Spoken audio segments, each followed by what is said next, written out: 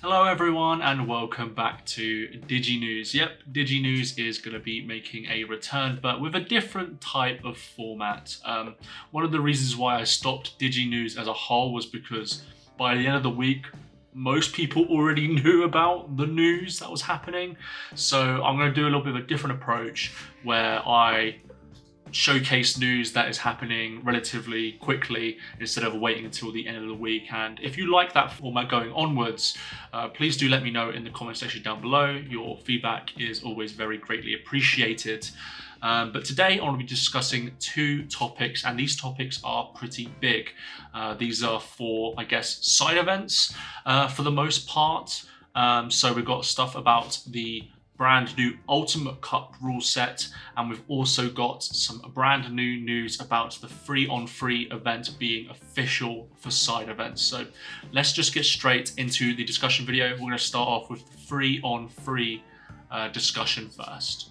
Alright, so I've decided to load up Twitter and showcase the free-on-free event for itself because I feel like showcasing while I go on is pretty important. For people that don't know what free-on-free is, essentially it is a side event that has been happening for a little bit in, I believe, Asia, and I think it's also been a major event there as well. And now for the Western audience, we're getting it as a side event, and the first time I'm going to be able to play free-on-free as an official side event is going to be upcoming with the, I believe this is the NA regionals that's happening, I believe, in about a week's time. I can see it here. And then there's one that's happening in EU as well, which is the Liverpool regionals, which I will be at. So I'm going there strictly for this free-on-free event because it has me quite excited, if I'm being perfectly honest. But yeah, they're trialing it out, and it seems like it's going to be a permanent fixture for at least a side event, because I think that's one of the issues that these events in person have. They have the main event and then everyone just goes home. For the case of the UK events, they tend to be over a course of a weekend. So for example, when I went to the UK Games Expo back in, Jesus, was it like June, July or something, in Birmingham, they were primarily, I believe it was regionals first day and then Ultimate Cup second day.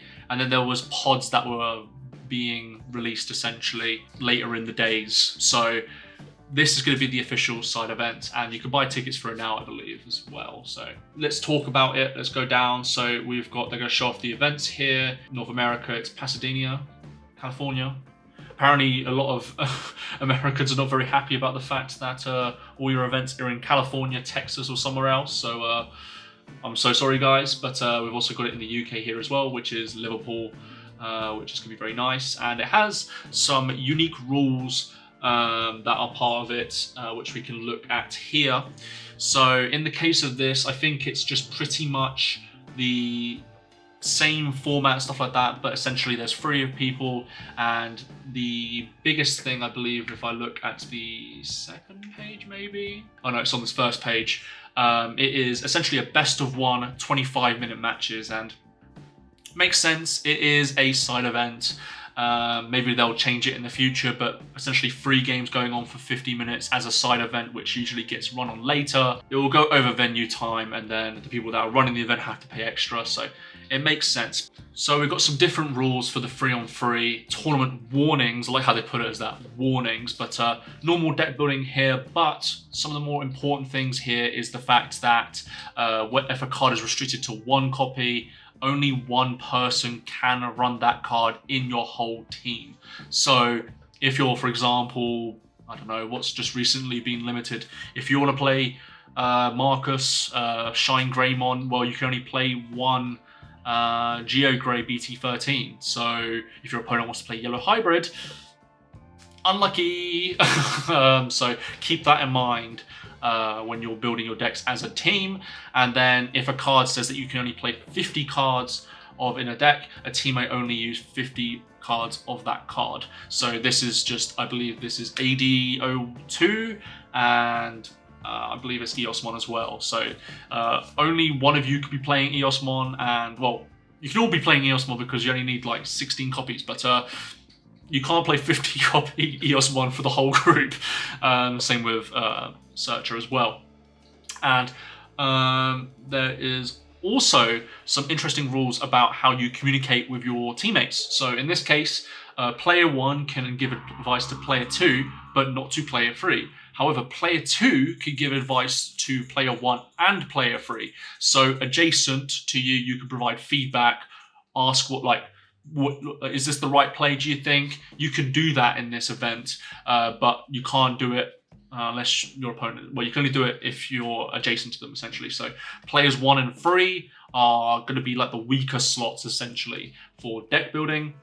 Yeah, that is pretty much all of the effects, really. Like, there's not really any different changes to this side event. It is pretty much just like a normal tournament, but best of 1, 25-minute rounds, and has a different ruling on reduced to 1 / ban cards. So that's very interesting.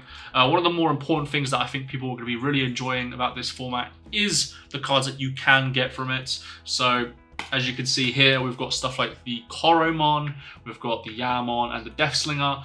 I believe these cards are part of the Japanese Ultimate Cup / DC1 events.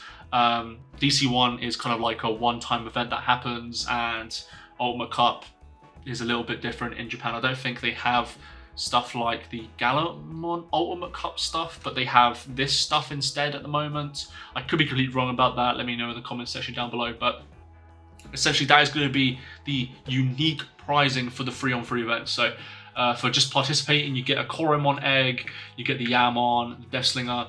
Deathslinger and Yamon, obviously very popular cards in their deck. This Koromon, less so, I would say, but hey, it's still nice to get, obviously, and it is a full art. Hopefully it's textured as well. And then you got some top 4 cards. So you have the Metal Grey from BT8, Impmon from ST17, and Beelsmon from ST17. The Metal Grey is nice. Unfortunately, it is not the latest version with the one with Raid. Otherwise, that'd be really, really nice. But hey, still nice. I think you still run it in Machine Dramon, I believe. Let me know if you do. But the Impmon and the Beelsmon are quite nice. You probably don't play this Beelsmon that much, but getting a new version of it, always very nice. And the Impmon, I'm pretty sure you still play 4 of in Beelzemon. So, hey, we take that. And then for the champion cards, my gosh, they look so good. The Black War Greymon BT8, still seeing play now and then, and the Beelsmon Blast Mode. And yeah, these artworks are pretty nice. One of the things that I do find kind of confusing is that, you know, they are different, like, art styles, like, well, not like art styles, but like they have different framing, because this one's a full art and this one isn't a full art, so it's a bit weird on that regard. But hey, pretty unique prizing.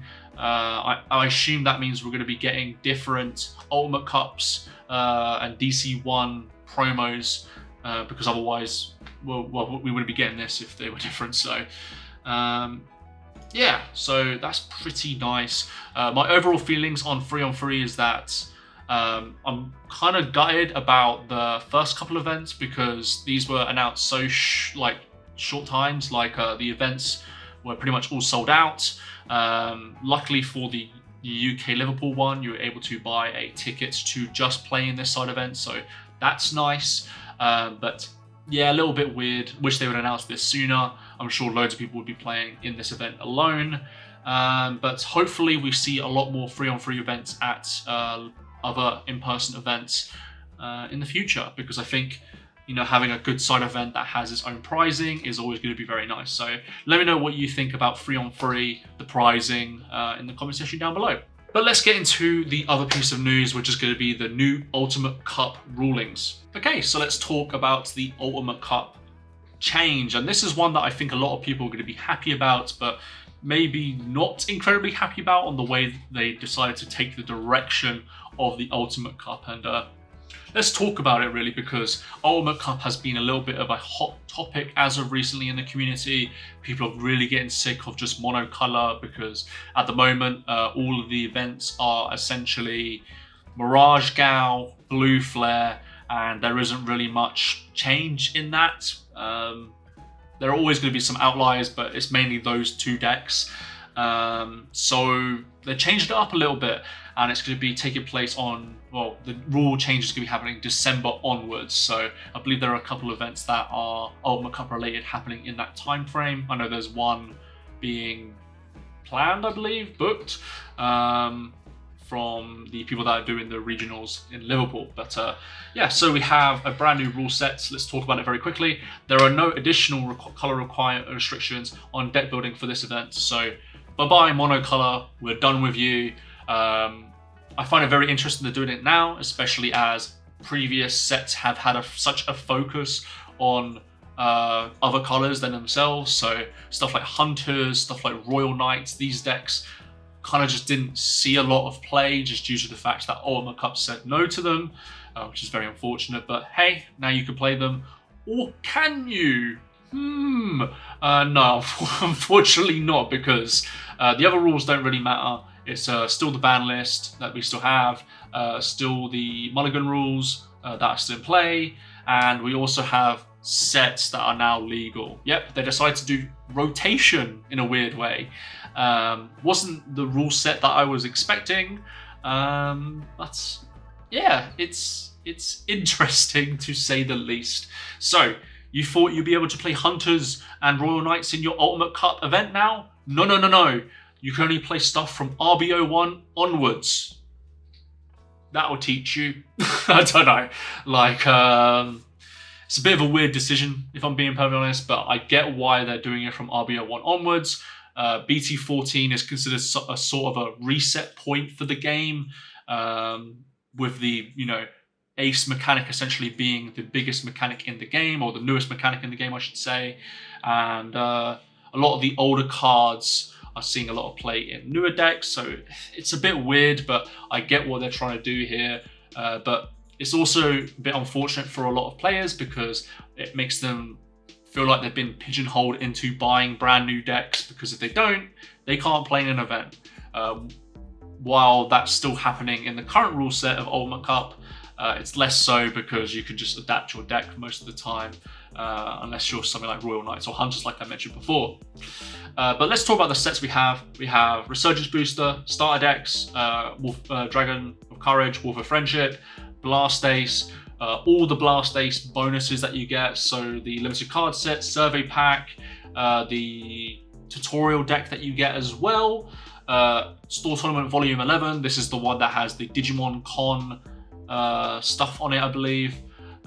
We have Winner Pack Blast Ace, Tamer Party Pack the Beginning version 1, Tamer Party Pack Beginning version 2, and then later on in January, Animal Coliseum EX5. So this has a lot of people asking some questions like, I don't know what the card pool is essentially, because it's kind of difficult because RBO1 is a reprint set. Do the reprints count? And I actually asked that question itself. I think I actually have it here. What about RBO1? Do they count? Turns out they do count. And if you're looking for a tool that can help you, that shows all the cards that are legal for this event, well, someone's already done it on the, I believe this is the fandom wiki, showing you all of the cards that you can play here. If I look all the way down, it should show you all of the cards, and then it will tell you, hey, from 26th of January onwards, there are additional cards, and that's EX5. So if you're looking for a list, I'll leave the link in the description down below. But just to give some thoughts on it, personally, I'm happy that there are changes happening to the Ultimate Cup format. Will people be unhappy about this? Of course, people are always going to be unhappy about any change that happens. I actually enjoyed the monocolor event. Maybe it's because I'm biased because I love playing Dark Knight in those events. But I'm glad that they decided to do something different. I just hope that in the future, it's not another year until we get a different change happening. Because to me, I think a year is a bit too long. And yeah, just want to see them change things up a lot more frequently, instead of getting to what the past 4 months were, where people didn't really want to play an Ultimate Cup because Ultimate Cup is stale.